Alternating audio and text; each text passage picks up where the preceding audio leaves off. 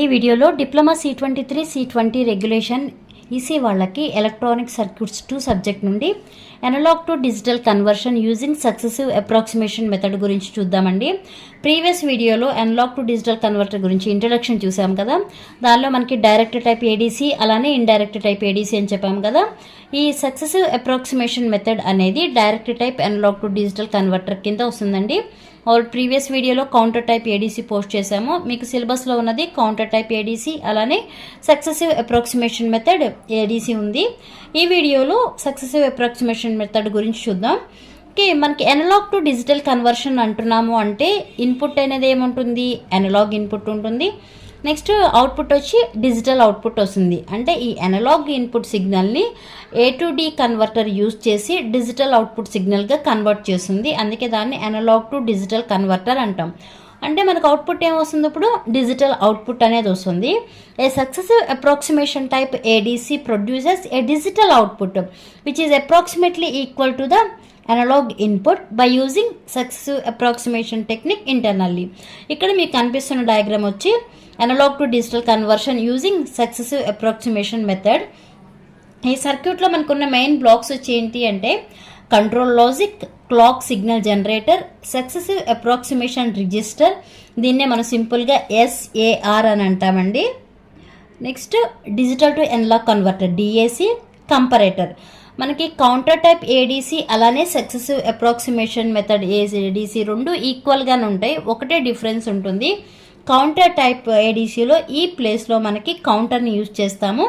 Successive approximation method ప్లేస్లో ఇక్కడ ఈ బ్లాక్ ప్లేస్లో సక్సెసివ్ అప్రాక్సిమేషన్ రిజిస్టర్ని యూజ్ చేస్తాము. రిమైనింగ్ ఆపరేషన్ అంతా సేమే. ఓకే, ఈ మొత్తం అనుకున్నది ఏమని చెప్పాము, 5 బ్లాక్స్ అని చెప్పాము కదా. ఫస్ట్ ఏంటి, 5 బ్లాక్స్ యొక్క ఆపరేషన్ ఎలా ఉంటుంది అంటే working of successive approximation method using ADC చూద్దామండి. ఇక్కడ మనకి కంట్రోల్ లాజిక్ ఉంది కదా. This control logic resets the all the bits of successive approximation register. అంటే ఈ సక్సెసివ్ అప్రాక్సిమేషన్ రిజిస్టర్లో ఉన్న అన్ని బిట్స్ని కూడా రీసెట్ చేస్తుంది ఈ కంట్రోల్ లాజిక్. అసలు ఇక్కడ ఏం బిట్స్ ఉన్నాయి అంటే ఇక్కడ మనం ఏమంటున్నాము, రిజిస్టర్ అంటున్నాము. రిజిస్టర్ అనేది ఎందుకు యూజ్ చేస్తాము, బిట్స్ని స్టోరేజ్ చేయడానికి. ఇప్పుడు మన ఫ్లిప్ ఫ్లాప్ అనేది ఏం చేస్తుంది, ఒక్క బిట్ను మాత్రమే either 0 or 1 ఒక్క బిట్ను మాత్రమే స్టోర్ చేయడానికి ఫ్లిప్ ఫ్లాప్ని యూజ్ చేస్తాము. మరి రిజిస్టర్ అంటే register is nothing but combination of flip flops or group of flip flops. For example మనం 4 బిట్స్ని స్టోర్ చేయాలి అనుకుంటున్నాం. ఓకే, 4 బిట్స్ని స్టోర్ చేయాలి అంటే ఎన్ని ఫ్లిప్ ఫ్లాప్స్ని యూజ్ చేస్తాము, 4 ఫ్లిప్ ఫ్లాప్స్ని యూజ్ చేస్తాము. ఎందుకంటే ఒక్కొక్క బిట్ని ఒక ఫ్లిప్ ఫ్లాప్లో స్టోర్ చేస్తాం కాబట్టి ఇక్కడ మనం రిజిస్టర్ అంటున్నాము. అంటే ఇక్కడ ఈ రిజిస్టర్లో మనం 4 బిట్స్ని స్టోర్ చేయాలి అంటే ఇక్కడ ఇంటర్నల్గా 4 ఫ్లిప్ ఫ్లాప్స్ ఉంటాయి అని మీనింగ్. ఇప్పుడు చెప్పాం కదా, ఇక్కడ ఏంటి రిజిస్టర్ అంటే బిట్స్ని స్టోర్ చేయడం కోసం అని. అంటే ఇక్కడ మనం ఇన్కేస్ 8 బిట్స్ తీసుకున్నాం అనుకోండి, 8 ఫ్లిప్ ఫ్లాప్స్ అనేవి ఉంటాయి. ఇక్కడ నేను 4 బిట్స్ని తీసుకుంటున్నాను. ఓకే, 4 బిట్స్ తీసుకున్నాము అంటే ఏంటి, the control logic resets the all the bits of successive approximation register. 4 bits తీసుకుంటే ఆ 4 బిట్స్ని కూడా రీసెట్ చేసేస్తుంది. రీసెట్ అంటే ఏంటి, క్లియర్ అంటే 0, ఇనిషియల్గా 0 ఉంటుంది అని meaning. Okay, and this control logic enables the clock signal generator.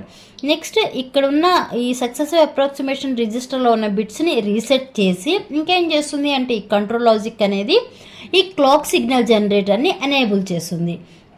Enable చేయడం అంటే ఏంటి, ఈ క్లాక్ సిగ్నల్ జనరేటర్ అనేది క్లాక్ పల్సెస్ని సెండ్ చేస్తుంది. దేనికి సెండ్ చేస్తుంది, ఇక్కడ మీకు డైరెక్షన్ చూస్తే అర్థమైపోతుంది. This clock signal generator to send the clock pulses to the successive approximation register. ఇలా క్లాక్ పల్సెస్ని సెండ్ చేస్తుంది.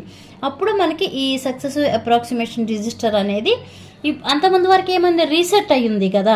ఎప్పుడైతే ఈ క్లాక్ పల్సెస్లో మనకి సెండ్ చేసిందో మళ్ళీ మనకి బిట్స్ అనేవి స్టోర్ అవుతాయి. అంటే it received the start commanding signal, అప్పుడు ప్రాసెస్ అనేది స్టార్ట్ అవుతుంది.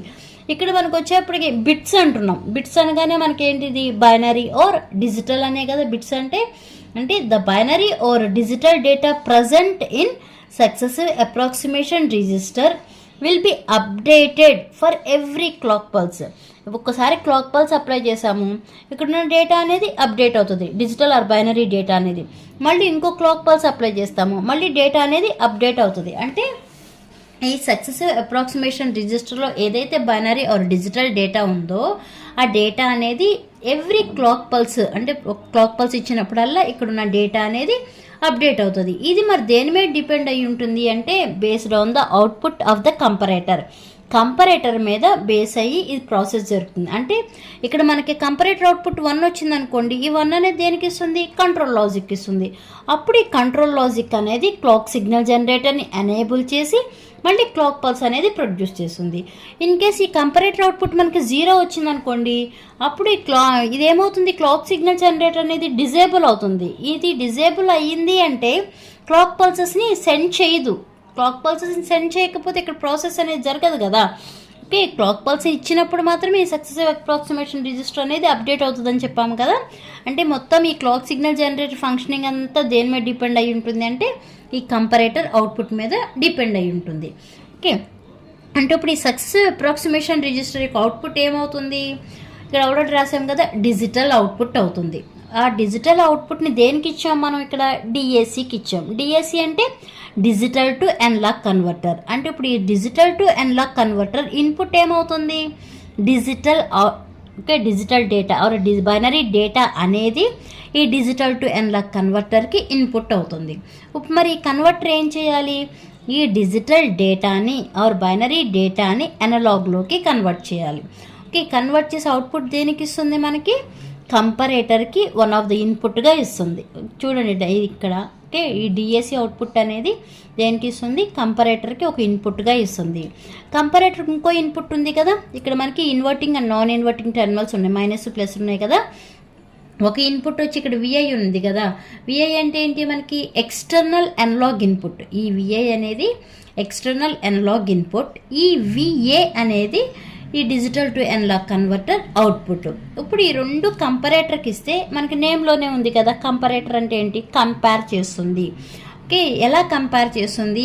మనకి అవుట్పుట్ అనేది ఎలా వస్తుంది అంటే the output of the comparator will be high means 1.